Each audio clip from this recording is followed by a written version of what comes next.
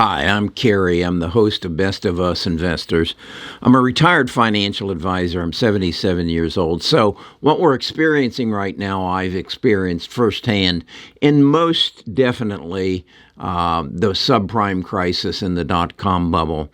And I think you can learn from that and recognize that what's going to happen, and this event is more like the dot-com bubble and over-exuberance. Although the government mismanaged by pumping $9 trillion into the economy and raising our debt from 20 trillion to 29 trillion in less than really 8 months, that was a mismanagement. But I think what's different now is we know what's going to happen in the future. We know the technology in the dot-com bubble, we really didn't understand the internet. We didn't understand what was going to happen. We couldn't foresee Amazon or social media as we know it today. But we can look at what's going on today and figure out who are the weak stocks, who are the strong stocks, what should we sell and what should we buy, based upon what we know is going to happen. Well, what is it, Kerry, that we know is going to happen? We know that artificial intelligence and machine learning and quantum computing are going to change our world. And as a result, what we need to be doing now as prices are down is identifying the stocks that aren't going to fit into the new economy, the new artificial intelligence world, and they're going to become obsolete. And as I expressed yesterday in my video, can Facebook survive? No, I don't think they can. I think the way they deliver advertising is archaic and is going to be made obsolete as a result of artificial intelligence. You see, the web and the internet empowered Facebook to deliver ads to us and make them rich. But what's going to happen in the future as a result of all the data we have is it's going to empower us. And we're going to be able to say, no, we don't want those ads. We want only the ads that are appropriate for us. And you know our data. And so deliver us the experience we want, not what you want. And what Facebook does is deliver what they want. They entice us with false news. They're being beat up by any form of regulation. So they're going to have to either reinvent themselves or go away. And that's why I sold my Facebook yesterday. With that in mind, then, the question is, okay, what do you buy? Or do you just sit in cash and ride this thing out? Well, that's what this video is about. I've identified the weak stock, the cow in the herd that's not going to survive the winter because that's what we have in front of us, and we're culling the herd. And the first cull is Facebook. So that's what this video is about. What I want you to do is this. And then I want you to ring that bell so that when I come up with other revolutionary news like this, no, it's actually financial education, you'll be notified by ringing that bell. And I'll continue to share my experience, my 77 years, my having weathered the dot-com storm and the subprime crisis storm. I think I have a better view on what's going to happen from this storm. Talk to you more about that after I tell you this is not financial advice, because I'm not your financial advisor. Best of Us Investors presents Kerry Griegmeyer.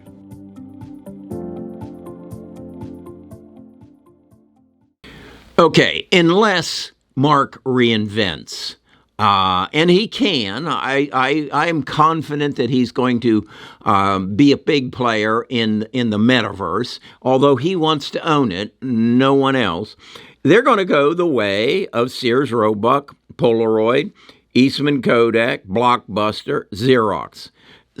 unless they reinvent themselves. I happen to be in the photography business. I worked for Polaroid back in the 70s. I had dinner with Dr. Edwin Land, and he was a genius. He had a lot of foresight. I think Mark Zuckerberg is a genius, but I think he was a little too greedy. He didn't really respond to my needs as much as he did his needs. He, in essence, I guess it would be fair to say he is an excellent businessman, and he figured out how to make money off of me and you without giving us really anything in return. So, Mark, unless you consider my needs and empower me and make my life better, you're probably going to find yourself sitting behind TikTok. Okay, so with that in mind, I'm going to raise about 50 grand. What am I going to do with it? Well, first thing I'm going to do with it is sit on it. Okay, because I have some stocks that I want to buy. I'm sitting here and I'm looking into the future and I'm saying, what is going to change the world? And what's going to change the world, again, is artificial intelligence. We're taking a world where your success depended on your mind and your ambition and your fortitude and everything you could muster to be successful. Well, what artificial intelligence does is take my mind and combines it with your mind and many other people's mind, along with all the data that has been available over, 2,000 years, at least since they started writing books, and then all the data that is fed into the cloud on a daily basis. And this is going to revolutionize the world. And I think the biggest element is healthcare. I have I've been taking medicine for about a month on a prostate infection, okay? And so I'm taking a pill in the morning, 3 pills in the morning, 1 pill at night in order to take care of it.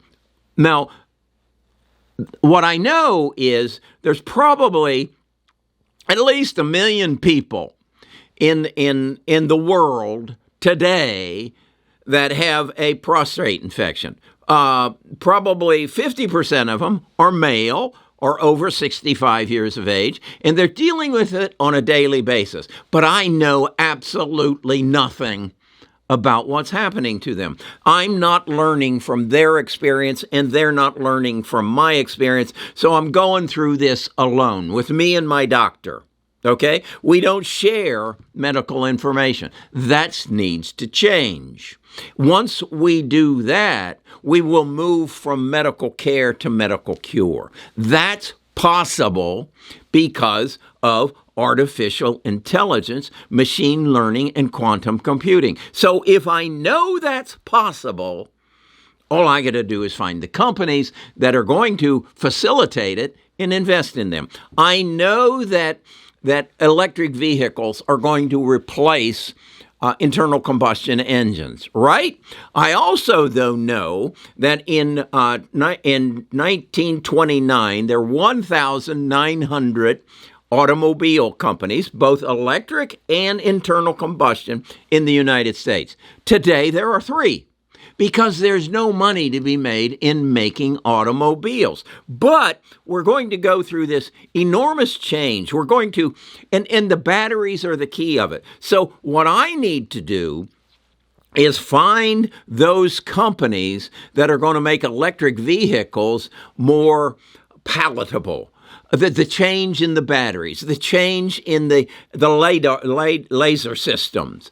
I got to find those companies that are going to facilitate that change. So that's what I want to invest in. And then, as I say, Facebook is archaic, the way they deliver ads. So what am I saying? I'm saying that the way ads are going to be delivered are going to empower me rather than Mark. And what that means is, with the data that Nike has on me from buying shoes from them for the past 15 years, and the data that Amazon has on me for buying anything and everything for the last 20 years, they will come together. Amazon will come to Nike and say, let's deliver Kerry a better experience. Let's send him an email and say, hey, we recognize that you need a new pair of shoes, and we want Joel to come and show you the 4 pairs of shoes that are most suited for you,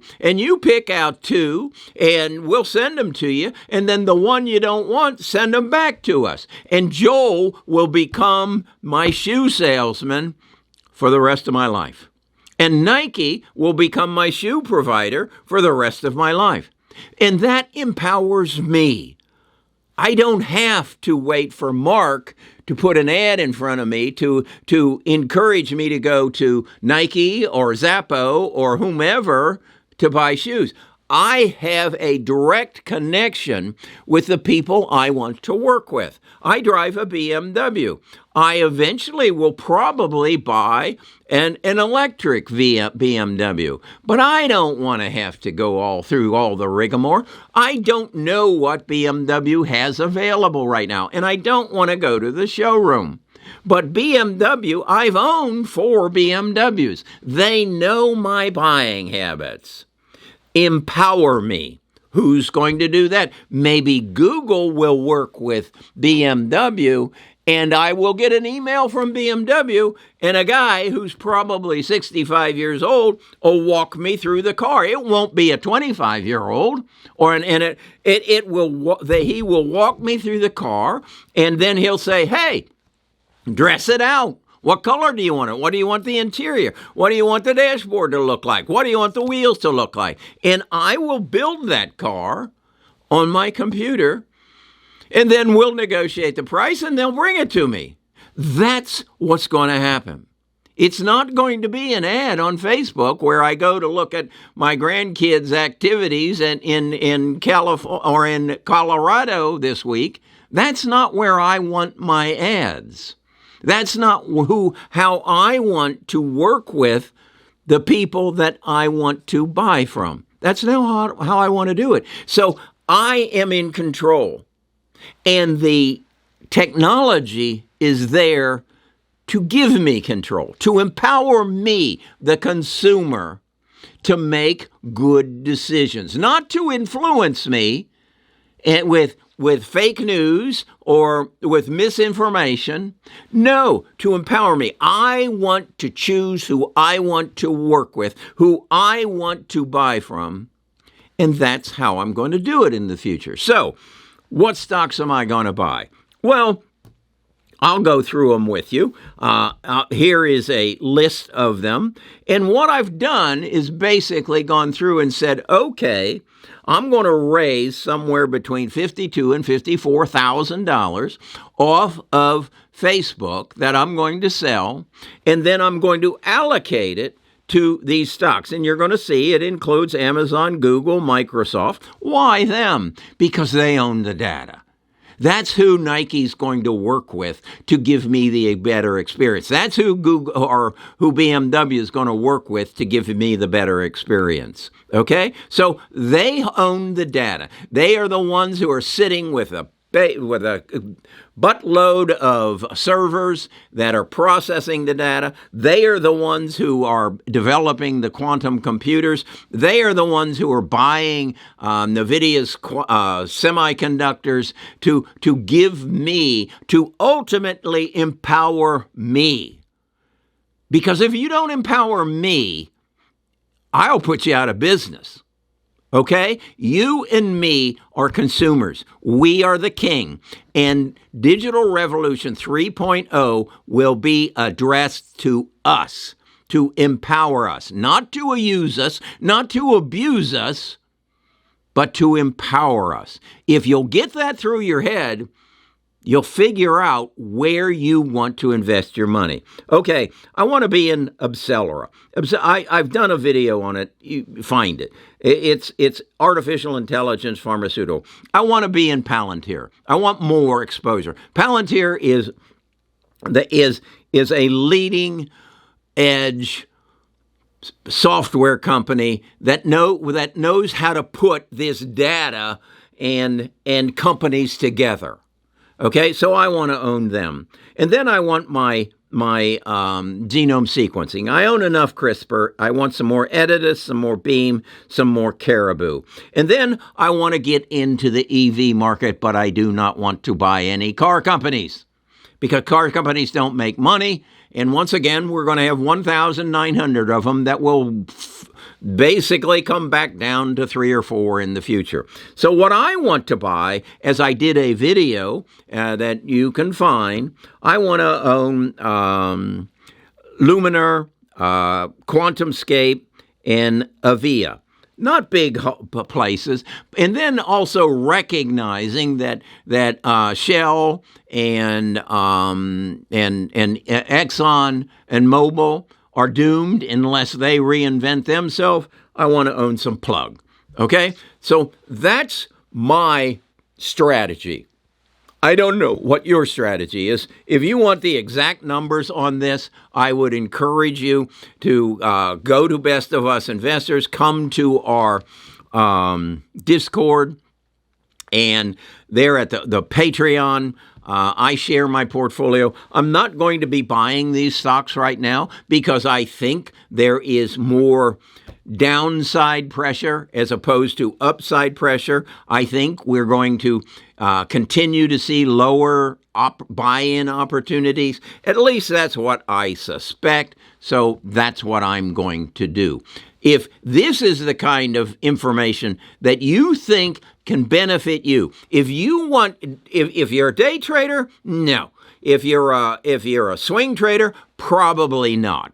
But if you want to invest in the future, if you want to understand why this book that I read and I recommend, The Future is Faster Than You Think, if you want that kind of thinking, someone who says Facebook is another Sears Roebuck, Xerox, or Polaroid, and why, then maybe I can help you. If not, that's okay too. All right, I'll probably have something to say again tomorrow.